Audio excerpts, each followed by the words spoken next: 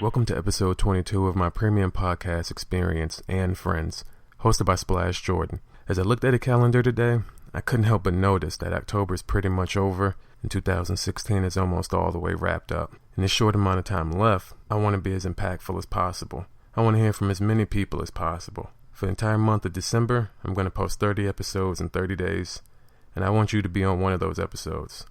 If you want to appear on the Anne Franz podcast, you can find and contact me on Facebook, Instagram, and Twitter at Splash Jordan, or email me at annefriendspodcast@splashjordan.com.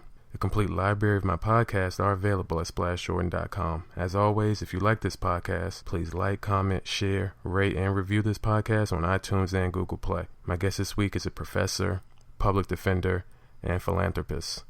I'm talking about the homie Toussaint Romain. You may be familiar with one of his inspiring lectures, or informed about one of the many nonprofit organizations that he's affiliated with, or someone who has had the pleasure of being represented in court by him. Doing all this while moving in silence, he appears on my show to discuss his role in the community, his past experiences, and personal satisfaction. No more stalling. Anne Franz, episode 22. Let's get to it.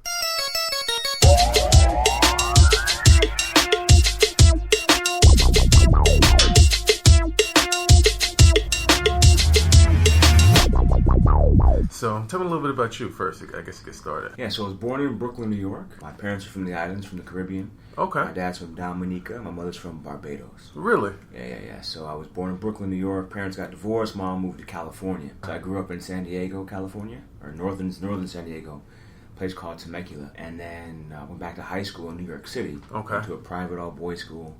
West Indian families, they don't play, man. Okay. Education is the end-all, be-all, right? I mean, of course. I was never asked, am I going to college? Right. I was asked, what college am I going to? Right. You know what I mean? What are you studying when you get there? Yeah. So it was those kind of questions. So then after high school in New York City or outside New York City, I came down to North Carolina. I ran track at UNC Charlotte. Oh, nice. I went to UNC Charlotte. Okay, dope. Nice. 49ers. Good stuff. So ran track there, finished, and then so that's my roundabout trip. Okay, cool. Sort of been around a little bit. West Indian. I did some. I don't want to call it research. I just Googled the name Toussaint. Yeah. But I noticed that it said it was French. Yeah. So I was expecting to say maybe some French lineage in there somewhere. But West Indian. Yeah. So Toussaint was actually a Haitian. Toussaint Louverture was a Haitian slave who learned how to read and write as a slave, and then defeated Napoleon Bonaparte in a war, liberating Haiti from slavery. Wow. So gave Haiti its freedom.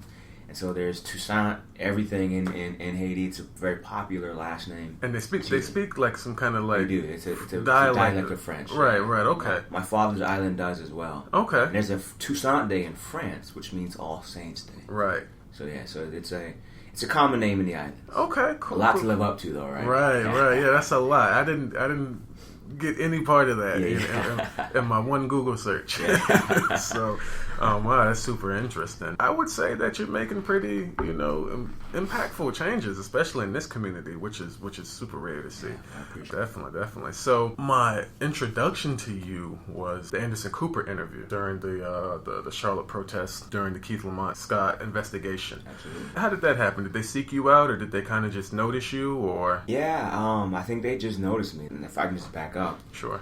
Being on the front lines, kind of keeping the cops away from the demonstrators. Because I'm a public defender, I know the cops, or at least I know I can say back up, right, and it'll be good. And because of my role, I think I can say to the community, hey, I got you guys. Right. Just, be mad, do what you have to. But so I had done this a year prior. So when there was Jonathan Farrell, okay, when that young man was shot and killed, the verdict came down, and that was the only time demonstrators showed up, and then cops showed up. Right. So a year ago, right, I'm out there doing the same thing. The night of the shooting, I also teach at UNC Charlotte. So the night of the shooting, it was on a Tuesday. I go to class. I park right next to the apartment complex where the shooting happened. Okay. So I go to class. I don't know anything about anything yet. I come out after class, after working out, see the demonstrators outside. So the same thing Tuesday night. Demonstrators away from the cops away from them. So then Wednesday night, or the night that Anderson Cooper and CNN broadcasted around the world, I was already just doing the same thing. Okay. I had done a year ago. Right. Had done the night before. Right.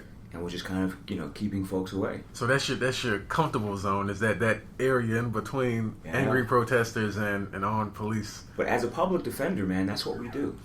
So I defend the public from the government or against the government. Right. So it's quite often that the police are attacking my clients. Now, maybe in court, maybe more verbal. Right. But there are times when, they're trying to persecute my clients. Right. I stand in between and say, no, not guilty, whatever the case is, and make those arguments for my clients. Right. Public defender, defending the public. Right. Same thing. What do you make of that argument that public defenders are kind of like, in the pockets and they're not really real lawyers, real attorneys? Well, no, they're real, but they're not as dedicated as, somebody that you're shelling out thousands of dollars for. I've been through the court system plenty of times. Sure.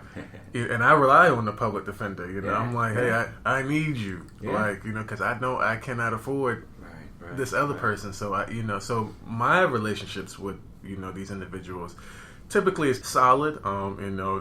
Getting me out of jams. I mean, sometimes, not as successful. And sometimes I'm thinking like, oh man, this is it. And I'm getting some good news. Yeah. So what do you make of that argument? That's any less, what's the word I'm looking for? That it's any less impactful, or just that it's any less noble or intricate as someone who's, say, maybe collecting, several $1,000s to do the same thing you do? Yeah, so if I could say it maybe in this way, in the past 9 months, I've had 8 jury trials.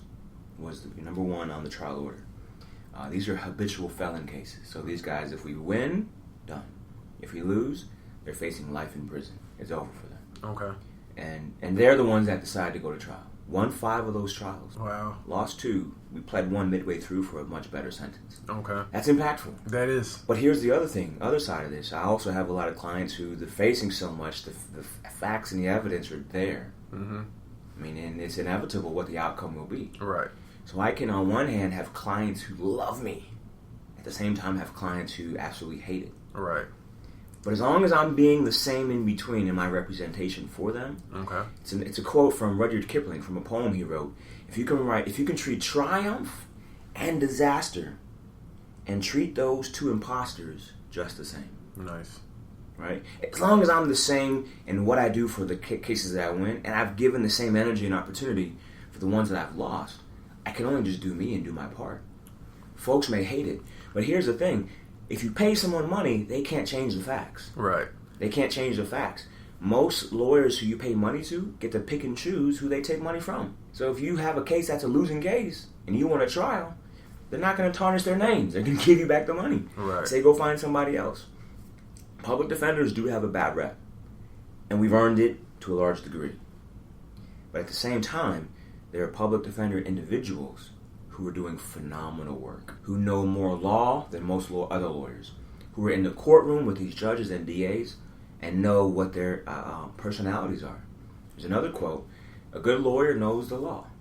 A great lawyer knows the judge or the jury. Right, right. He knows his audience. Right. Who else better to know that audience than someone who's in court every day? You may see it as me being friendly with the DA or me being friends with the DA. I see it as I need to kind of sugar you up to get what I want. Right. Right? I mean, and a lot of public defenders and DAs recognize that. We have to work together every day. Of course. It's adversarial. The DAs are nice to us to a degree. We're nice to them to a degree. It's bad, though, right? Once that becomes we're best friends, now I'm giving up the goods for my client. Exactly. That's not good. And sometimes that does happen. But, all things considered, man, lawyers are lawyers, people are people, and so we have a lot of things that we can do in our profession to continue to make it as good as it can be. Okay. This is a question both as a public defender and a man of color. What are your initial reactions when you see, the individuals being, slain for being wrong place, wrong time, or, a lot of times, it's like, if such and such would have complied, then these types of things wouldn't happen. Or, there's always some convenient, excuse for why these things wouldn't happen. But what's your, and I'll tell you my reaction first. When I'm seeing a person and they're being shot down, I'm so desensitized to it now that I'm not even really hurting anymore. I'm just thankful that it wasn't me or somebody that I love, of course. And I hate it for these families, but it's very hard to really feel anything when it's not even necessarily that it's a race thing, because I feel that, you know, a lot of people die at the hands of police brutality. You know, white, black, Mexican, Asian, you know, Native American, all these people. So it's not like, you know, it's specifically, you know, black. These police shootings, it's just like it's every single day. You can find somebody, you know, being shot down by the police. So what is your reaction when you see those types of things? So my wife is from the country, from Fayetteville, North Carolina. Okay. And we'll drive down these little 2-lane roads, down 74 and some other small roads heading down to the country, right? And there was one time I was driving down the road and my kids were in the car sleeping. It was like 2 a.m. And I come up on a hill and this possum is like in the middle of the road. And he stops and looks at me like this long rodent nose, beady eyes, nasty fur, long rat tail. He stops and looks at me, and I'm like, man, this is a small road, so I can't swerve or I'll be in the corn stalks. You know what I mean? Right. Can't slam on the brakes because then the kids are gonna fall out their seats because they're sleeping and they're be rude awakening. I mean, I try to slow down, I flash my lights, but it's like seconds. Like I don't have time to really make any. So you know, I do what I do, right? Right. Gotta roll over him. Yeah. And I thought to myself, man, if he just would have not been in the road, man, get out. He deserved it. He did it to himself. Secondly, though, when I'm driving. Right. I thought, as I'm driving, it's a 2-hour ride, so I'm driving, I'm thinking to myself, I'm like, man, you know, about 10 years ago, I ran over a rabbit. A little cotton-tailed rabbit. And that rabbit, you know, just ran out. I mean, I had no way of even doing anything. He darted out and jumped onto my car. Really? Right. You know what I mean? And I couldn't have avoided it at all. But I felt so bad about the rabbit. And what I realized after so long, what I realized as a man of color in this system, you're right, we don't feel bad for the possums, but we do for the rabbits. It's because we place a certain value on the possum that we don't on the rabbit. Or we have certain things about the rabbit that, you know, poor rabbit. Right. Even though the rabbit jumped in the road. Right. Under my car, poor rabbit. But the possum who was there, we blame the possum for its own death. It's the same thing we do to black men. And there's something inherently here. Now, if you give me a moment to maybe explain it to you. Sure. There's something about possums we don't like. They're nasty, dirty creatures. They are. There's something about rabbits that we endear. I killed Thumper. Right. Thumper, right? I killed Thumper. Oh my God, no, Bambi's friend. Why? Why do we distinguish between and discriminate between and between these two animals? It's something, though, if you follow me here, that we do with race. If I were to ask you what does it mean to be black, you know, you would give me some answers, but it wouldn't really work.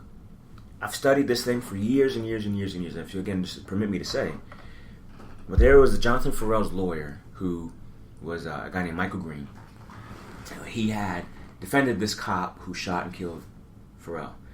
This attorney made Ferrell to be out to be an ape-like creature who like was banging on doors and was high and drunk and deserved his own death. Right. That's what this lawyer picture he painted.